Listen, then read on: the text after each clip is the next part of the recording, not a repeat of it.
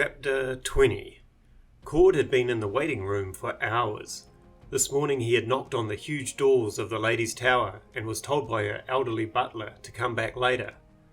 Lady Poldark was not an early riser, it seemed.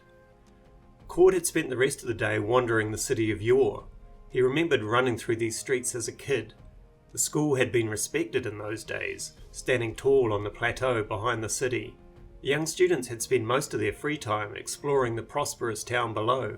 Back then it was a trade hub for the entire coast. Huge ships from across the sea would come here, selling their exotic goods.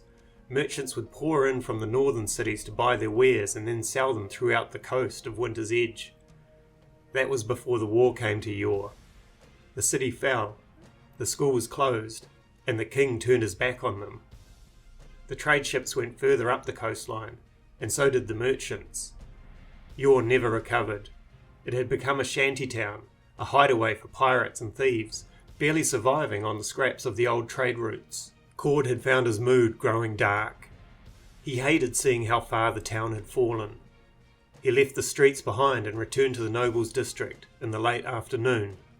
This was the only place that hadn't changed much, a monument to how the whole city had once looked. That somehow made his mood worse. He banged on the lady's door and this time was let in. Now he sat stewing in the waiting room, wasting his time, no doubt being toyed with by Lady Poldark with some sort of power play. Cord loathed dealing with nobles. He did not understand their games. He remembered the lady when she was a girl. He had seen her a few times before the fall. The heir to the great family fortune, strutting around like she was royalty. No wonder she was so bitter now, clinging to a square block of what could have been. The tall bearded servant entered again and refilled his water, shaking Cord out from his thoughts. Cord scowled at the man and watched him leave. A wizard for sure, that one. Cord could sense them a mile off. Probably worked at the school before it fell, though Cord didn't recognise him. Most of the old wizards that still hid in yore had been part of that school. Even most of those that fled the city eventually made their way back here. Some, like Magnus, thrived. Others never quite got back on their feet. Some of the old beggars out on the streets today were once wizards of great power and prestige. Hiding as a butler to the lady wasn't so bad compared to that. Cord smirked, like he could judge. He barely had 2 coins to rub together and spent most of his life between cities, sleeping under hedges and not knowing where his next meal would be coming from. Always seeking, never finding, always in between. The old butler cleared his throat. The lady will see you now." Cord eyed the man again. When the butler had first answered Cord's knocking in the morning, he was very composed and dignified, the epitome of class. Now the butler looked like he was on the verge of a mental collapse. His face had gone a deathly white and his hand shook as he held the door open. Something had unsettled the man. Cord followed him out into the waiting room. They passed through several rooms, all designed to impress. High ceilings were held up by tall walls filled with gold-framed paintings. Cord ignored them all. They moved down a long, windowless corridor, and the butler moved aside as he opened a large door. "In here, sir." Cord entered the room. It was bigger than the rest. The only piece of furniture was a high chair that sat on a raised dais. An old lady sat there, watching him with watery red eyes. Gods, thought Cord. She's given herself a throne. The butler stepped forward. "My lady," he said, "I present Cord, Seeker of the Six." The old man gave a small bow and left the room. Cord eyed the old woman. She was thin, almost skeletal, with a long, severe face pulled even longer by a disapproving scowl. She raised a heavily jewelled hand to her chin as she contemplated the man in front of her. "A seeker," she rasped. There was disdain and mockery in her voice. "The last of them, I believe." Cord gave a brief nod. "Good," she said curtly. "There was a time when there were hundreds of you, always sifting through my city, turning over every stone." She sighed. "I do not like people turning over my stones, Seeker. I put them where they were for a reason." "Someone else kicked over your stones, lady. I'm just following the trail." "And where does that lead?" she said with an edge. Cord scowled. Nobles and their games. He was done playing. Here, he said. Silence hung for moments in the air as the old woman regarded Cord. He noticed her finger was raised slightly on the arm of her chair.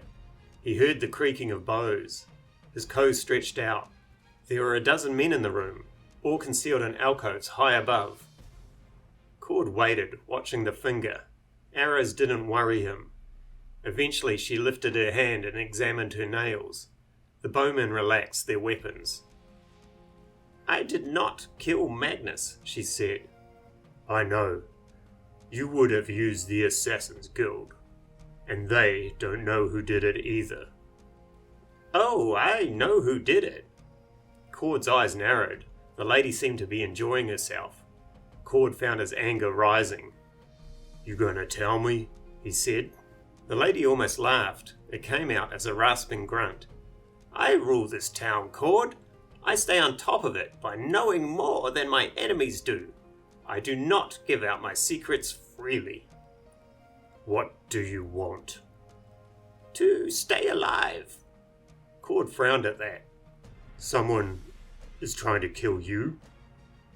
Not yet, but they will, along with every other obstacle the city can provide. Obstacles? Cord said, crossing his arms as his mind raced.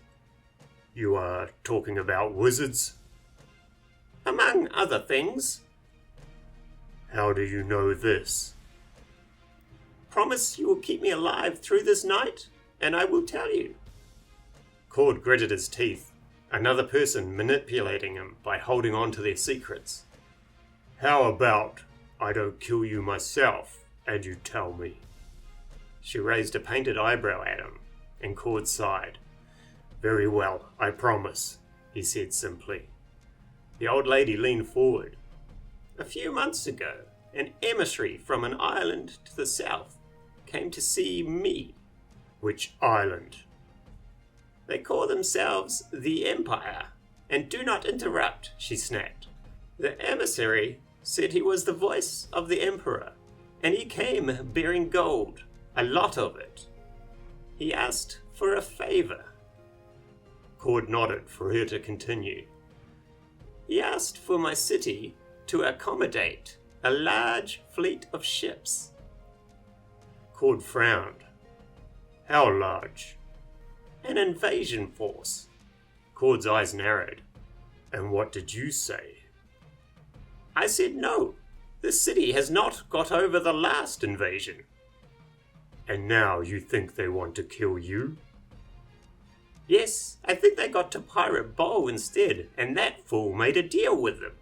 And I've become an obstacle to their plans. They may strike tonight. Why tonight? Because there is a WHISP tournament tonight, down at the docks. All of the wizards were meant to gather there. It would have been the perfect time for a mass culling. Would have been. Pirate Bowl is an idiot and played his hand too early. He has already scared most of the wizards into hiding. Cord nodded as he considered the lady's words.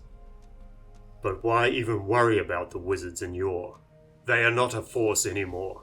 They are scattered and useless. True, and Pirate Bowl isn't worried about them. But the man behind all of this is. The lady gave a thin smile. I mean, the wizards stopped them last time, after all. Cord frowned at that. The wizards stopped this emperor? The lady nodded.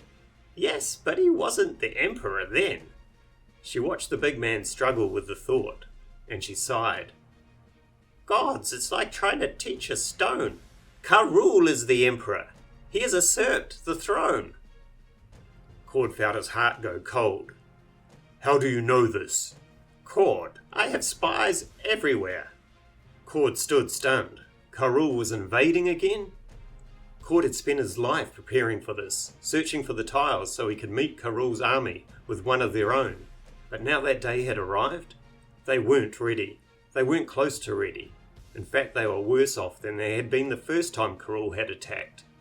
Now they were scattered and broken. The lady cackled. Yes, Seeker. We all talked about the day he would return, but we never really believed that day would come, did we? Not in this generation." She leaned forward, her eyes dark with malice. "Still, we all played our roles, didn't we?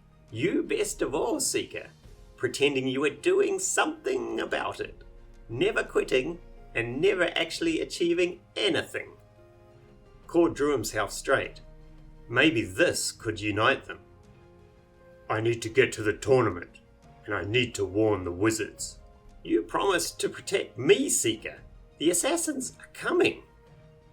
"I will keep my promise," said Cord, and he pulled out a small green gem out of his pocket. "I know someone who would love to meet these assassins." The end of chapter 20, and if you enjoyed that, please leave me a like and subscribe for more content. Thanks again for listening. I'll see you later. Bye.